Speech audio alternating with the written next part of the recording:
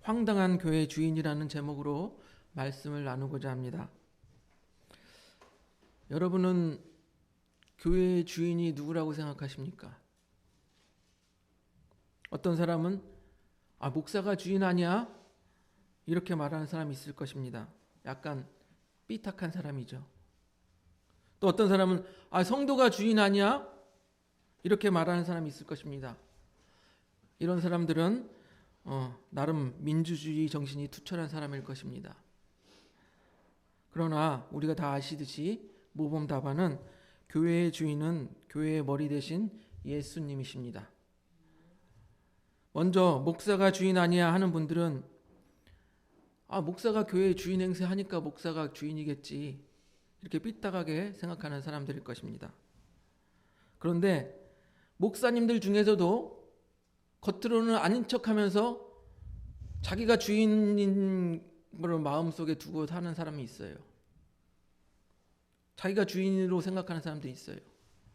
왜 그럴까요? 대한민국의 이 교회라는 것들이요, 대부분의 목사님들이 자신의 전 재산을 거기에 투자해서 교회를 세워요. 개척을 해요. 예? 그러니까 자기의 전 재산이 들어가 있으니까 나중에 본전 생각이 나는 거예요. 본전 생각이 나는 겁니다.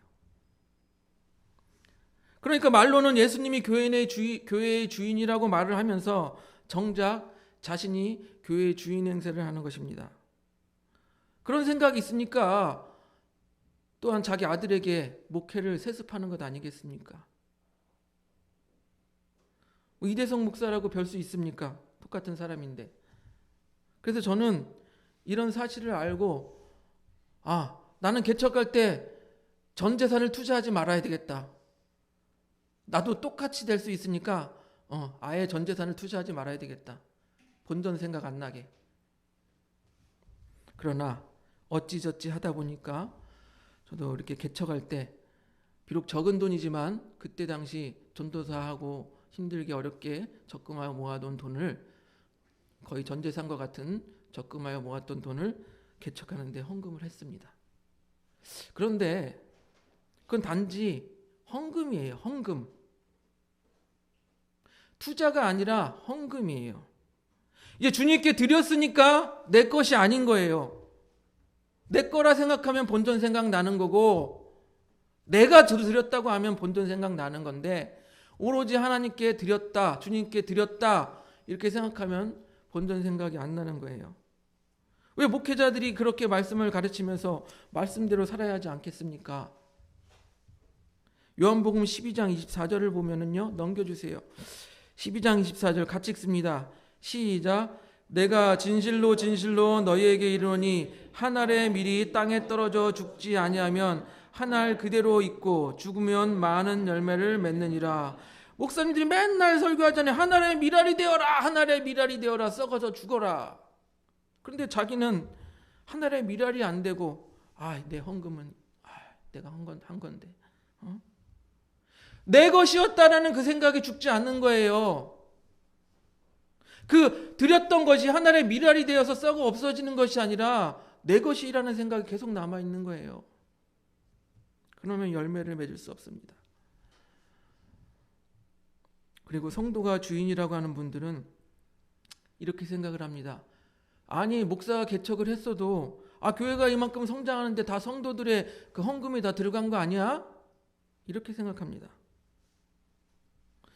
이 주장은요, 어떻게 보면은 목사가 개척할 때 첫 자본을 댔으니 주인이라는 주장과 완전히 대치되는 주장이죠. 목사는 첫 자본을 댔으니 주인이다. 반대로 아니다. 우리가 교회 성장할 때 헌금으로 성장했으니까 우리 거다.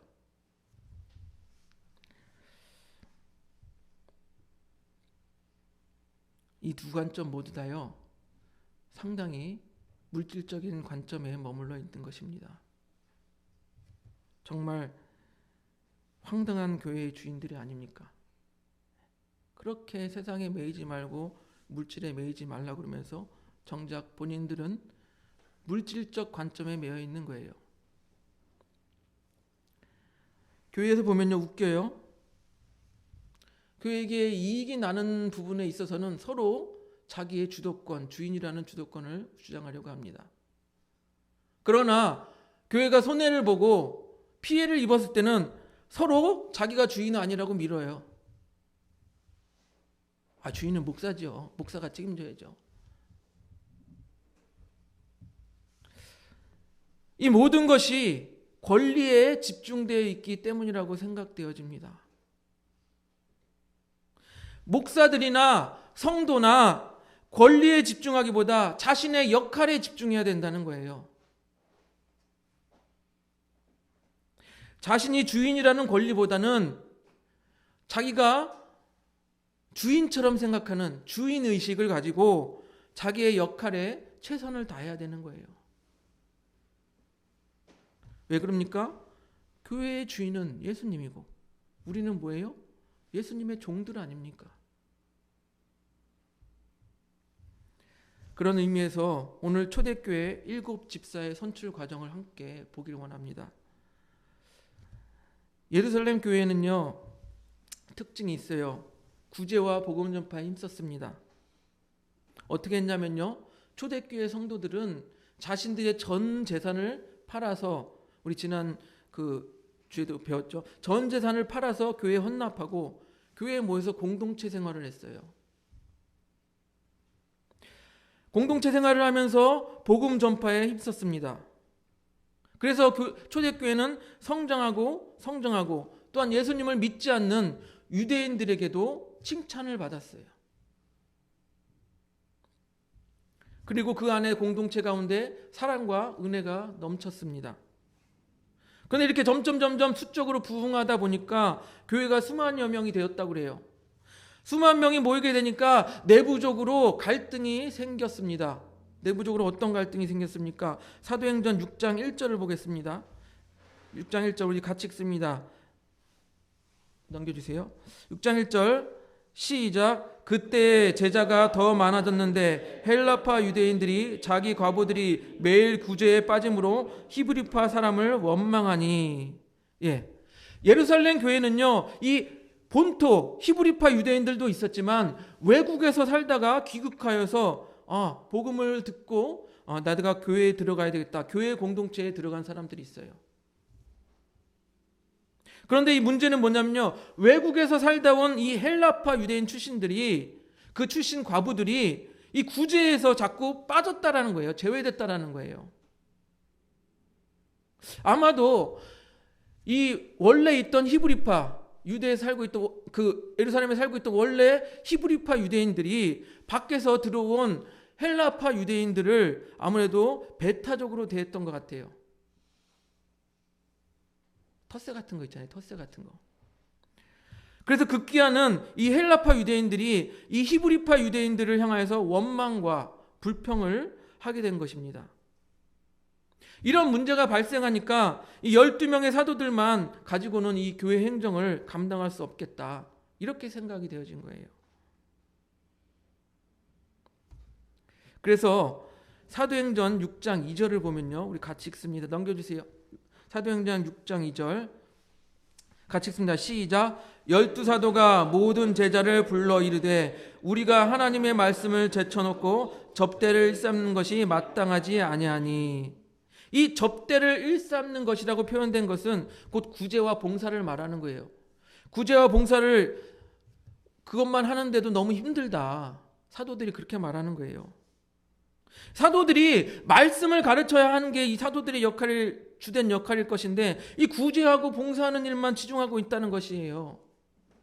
그것만 해도 바쁘다라는 것이에요. 물론 어려운 이웃을 돌보고 구제하는 사역은 교회가 마땅히 해야 될 일 중에 하나입니다.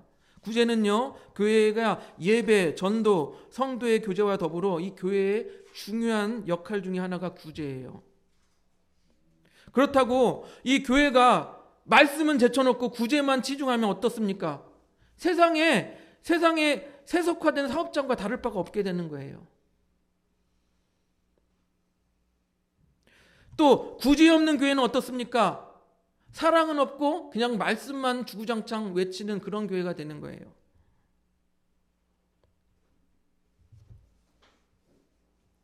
그래서 사도들은 결단을 합니다. 사도행전 6장 3절을 보면요. 넘겨주세요. 사도행전 6장 3절 같이 읽습니다. 시작. 형제들아 너희 가운데 성령과 지혜가 충만하여 칭찬받는 사람 7을 택하라. 우리가 이 일을 그들에게 맡기고. 뭐라고 말합니까? 7명의 집사를 택하여서 그들에게 행정과 구제 사역을 맡기려 한다라고 말하고 있는 거예요. 그런데 7 집사, 그 집사의 조건이, 자격 조건이 이러이러하다 말합니다. 성령과 지혜가 충만하여 칭찬받는 사람. 첫째, 사도들은 성령 충만한 사람을 택하라고 말하고 있습니다. 성령 충만한 성도는요, 늘 항상 하나님과 교제하는 성도를 말해요. 그리고 교회의 주인 되신 성령님의 뜻에 순종하는 사람입니다. 제가 지난주에 말씀드렸지요. 성령님께서 계속 말씀하시는데 거부하고, 성령의 음성을 거부하고 안 듣고 귀를 막고, 그러면 어떻게 된다고 그랬어요? 성령의 음성이 점점 안 들린다. 성령의 사람에서 죄의 종이 된다. 이렇게 말씀을 드렸죠. 성령에 불순종하면은 성령의 음성이 들리지 않게 되는 것입니다. 여러분, 세상 사회에서 일하는 사람은요, 그냥 자신의 인간 이성이나 그 자신의 능력과 지혜로서 충분히 세상에서 일을 할 수가 있어요. 하지만 교회에서 하는 일은요, 성령 충만하여 성령의 인도함을 받는 사람들이 해야 되는 거예요. 왜요? 때로는 자신의 생각과 맞지 않을지라도, 그래도 성령께서 명하시면 순종하는 사람이 이 집사의 역할을 감당해야 된다는 것이에요. 둘째로 사도들은 지혜가 충만한 성도를 택할 것을 명합니다. 지혜가 충만한 성도.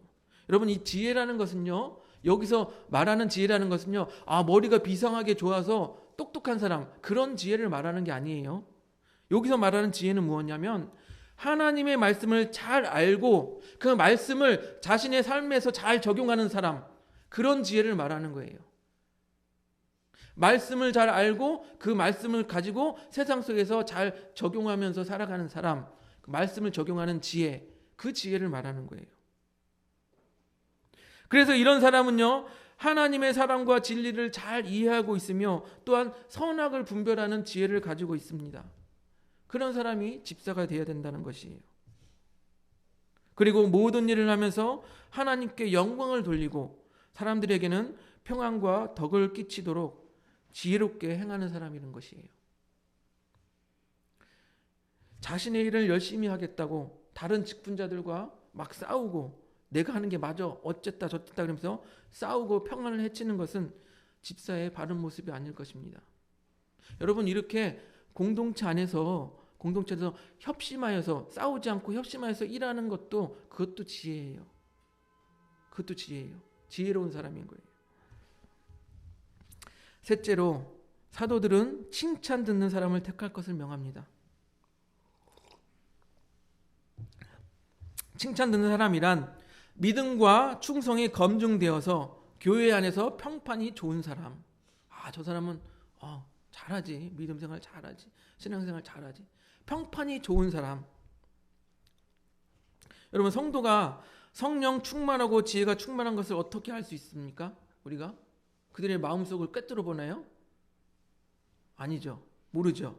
바로 겉으로 드러난 것으로 알 수가 있죠. 무엇입니까? 교회 일에 충성하는 것을 보고 알 수가 있습니다. 또 사람들에게 자신이 그리스도인으로서 그리스도의 덕을 베푸는 것을 보고 알 수가 있는 것이에요. 여러분, 지식도 많고 지혜도 많은데 너무 독선적이야, 이기적인 성도, 그런 사람들은 이 집사의, 교회의 직분자의 역할을 감당할 수가 없는 거예요. 그리고 다른 성경에 쓰여진 직분자의 모습은 이렇습니다. 디모데전서 3장 8절에서 10절 넘겨줘 보세요. 우리 같이 읽습니다. 디모데전서 3장 8절에서 10절 같이 읽습니다. 시작. 이와 같이 집사들도 정중하고 일구이언을 하지 아니하고 술에 임박이지 아니하고 더러운 일을 탐하지 아니하고 계속 넘겨주세요. 시작. 깨끗한 양심에 믿음의 비밀을 가진 자라야 할지니 이에 이 사람을 먼저 시험하여 보고 그 후에 책망할 것이 없으면 집사의 직분을 맡게 할 것이요. 집사는 어떻게 해야 된대요? 정중해야 된대요. 그리고 말을 바꾸지 않습니다. 술에 습관 들이지 않습니다. 그리고 더러운 이익을 탐하지 않습니다. 또한 집사는요, 깨끗한 양심을 가지고 믿음에 대한 확신을 가지고 있어야 됩니다. 그리고 디도서 1장 7절은 이렇게 말합니다. 넘겨줘 보세요. 디도서 1장 7절. 같이 읽습니다. 시작. 감독은 하나님의 청지기로서 책망할 것이 없고 제 고집대로 하지 아니하며 급히 분내지 아니하며 술을 즐기지 아니하며 구타하지 아니하며 더러운 이득을 탐하지 아니하며. 감독은 물론 집사들과는 다르죠. 감독은 집사들과는 달리 교회를 감독하는 사람이라고 불리기도 하고, 다른 성경에서는 장로들과 비슷하게 쓰이기도 하고, 또 다른 성경에서는 그냥 교회를 이끌어가는 교회 지도자급으로 말하기도 합니다. 어찌되었든 이 감독이란 사람도 교회의 직분을 맡고 있는 직분자입니다. 그런 감독이란 직분자도 뭐라고 말합니까? 책망할 것이 없어야 하고, 자기 고집대로 하지 않는 사람이어야 하고, 또 갑자기 급하게 화내지 않는 사람, 온화한 사람이어야 하고, 술을 즐기지 않는 사람이어야 하고, 구타하지 않는 사람이어야 하고, 더러운 이득을 탐하지 않는 사람이어야 한다라고 말하고 있습니다. 그리고 이제 사도행전 6장 4절을 보면은 이 사도들이 집사를 세우려는 목적이 나옵니다. 6장 4절 우리 같이 한번 보겠습니다. 넘겨주세요. 6장 4절 같이 읽습니다. 시작. 우리는 오로지 기도하는 일과 말씀 사역에 힘쓰리라 하니. 사도들이 왜 집사를 뽑으려고 한다고요? 앞에서 말씀드렸듯이 구제와 봉사에 너무 그 일에 치우치니까 정작 말씀을 가르치는 일을 하지 못한다라는 거예요. 그래서 기도하는 일과 말씀하는 일에 전념하기 위해서 집사들을 세워서 그들에게 그 일들을 감당하게 한다라는 것입니다. 구제하는 일을 비롯한 교회의 행정적인 일은 집사의 직분을 맡은 성도님들에게 맡기고, 자신들은 오로지 하나님의 말씀을 선포하고 가르치는 일에, 또한 기도하는 일에 전념하겠다라고 말하고 있는 거예요. 그래서 보세요. 우리가 얼마 전에 제가 담임 목사 취임을 했죠. 교인 대표에게 지방회장님이 뭐라고 물었습니까? 기억나십니까? 제가 읽어드릴게요. 지방회장님이 이렇게 묻습니다. 목사는 교회를 위하여 전적으로 헌신한 자이므로 저의 가르침을 따를 것이며, 또한 그의 생활비를 전담하여 아무 염려 없이 목회에만 전념할 수 있도록 돕겠습니까? 네, 그러셨죠. 예. 제가 여러분에게 부담을 드리려고 이 말씀을 드리는 게 아닙니다. 교회의 직분자가 가져야 할 마음가짐에 대해서 말씀을 드리는 거예요. 물론 그렇지 않은 경우도 있어요. 사도 바울을 보세요. 사도 바울은요, 고린도 교회에서 사역을 할 때 안식일에는 회당에 가서 말씀을 가르쳤어요. 그리고 회당에 가지 않고 안식일이 아닐 때는 자기 시간이 있을 때는 뭐 했어요? 천막을 만들어서 생업을 감당했던 거예요. 뭐라고 말합니까? 스스로 성도들에게 부담을 주지 않기 위해서 사도 바울이 스스로 선택한 일이에요.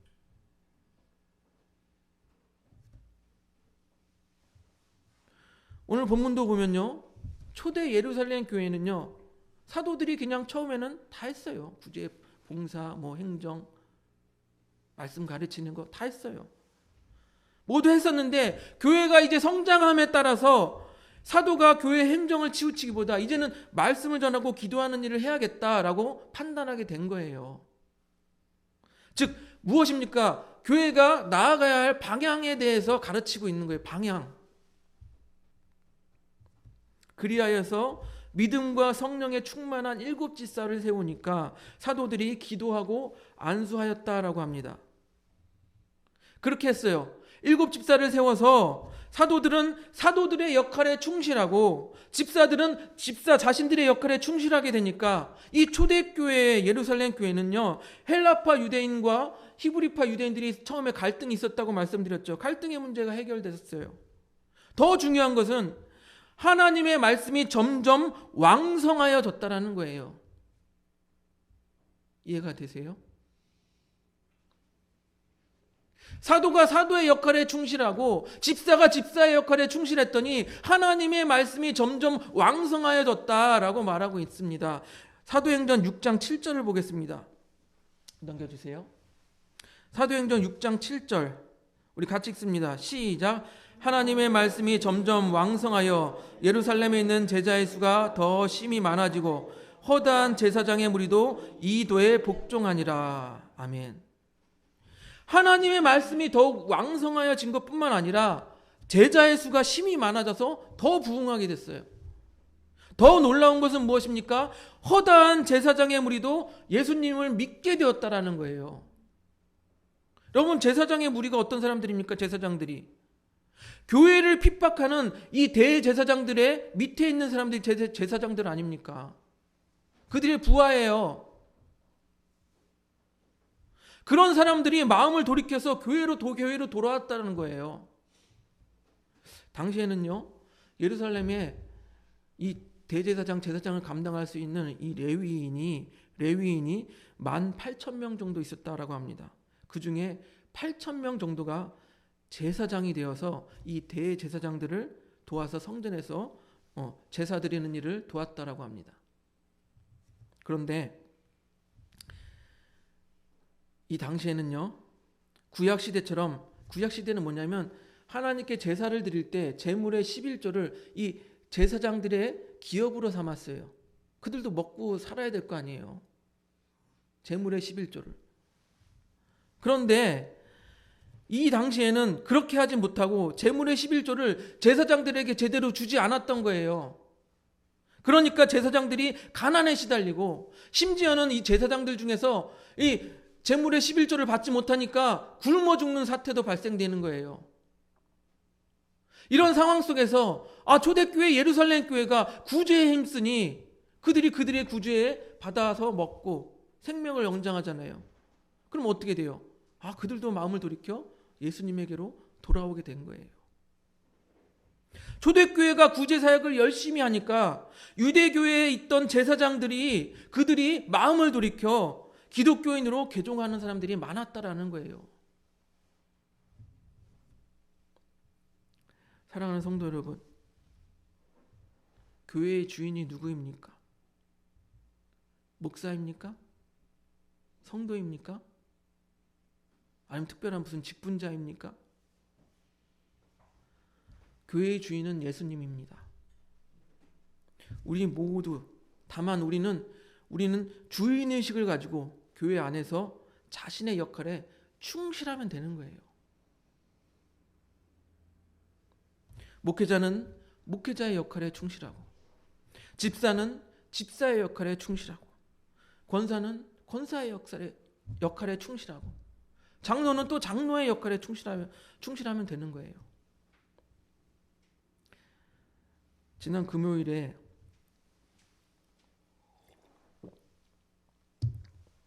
제가 퇴근 후에 교회 혼자 와서 또 저기 카메라가 자꾸 뒤통수로 가린다고 해서 좀 높이 달려고 카메라 브라켓으로 해가지고 높이 달았습니다.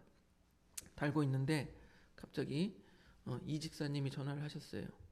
잠깐 상담 드릴 게 있는데 뵐 수 있습니까? 오셔요. 오셔서 하는 얘기가, 근데 매번 목사님 혼자 일하세요? 그렇게 말씀하시는 거예요. 저는 괜찮습니다. 그런데 방향성을 말씀을 드리는 거예요. 제가 지금 이렇게 혼자 교회에서 일한다고 해도 괜찮습니다. 그런데 보세요. 성도가 100명이 되고 1000명이 되고, 그런데도 계속 목사가 혼자서 일한다고 생각해 보세요. 그러면 문제가 있는 것 아닙니까? 저는 방향성에 대해서 말씀을 드리는 거예요. 바로 오늘 말씀이 교회의 행정과 구제의 일을 이제는 사도들이 집사들을 세워서 그들에게 양도하는 과정인 거예요. 바로 이 방향성을 말씀을 드리는 겁니다. 그렇게 해서 목사의 역할 또한 집사의 역할에 충실할 때 점점 어떻게 됐다고요? 말씀이 왕성하여졌다. 제자의 수가 심히 많아졌다. 부흥하게 됐다. 말씀이 증거하고 있지 않습니까? 우리 교회 안에서 자신의 권리에 집중하지 마시고 자신의 역할에 충실하시기 바랍니다. 그래야 해서 하나님의 말씀이 점점 왕성하여 부흥하는 우리 하늘봄 교회의 성도님들이 되시기를 주님의 이름으로 축복드립니다.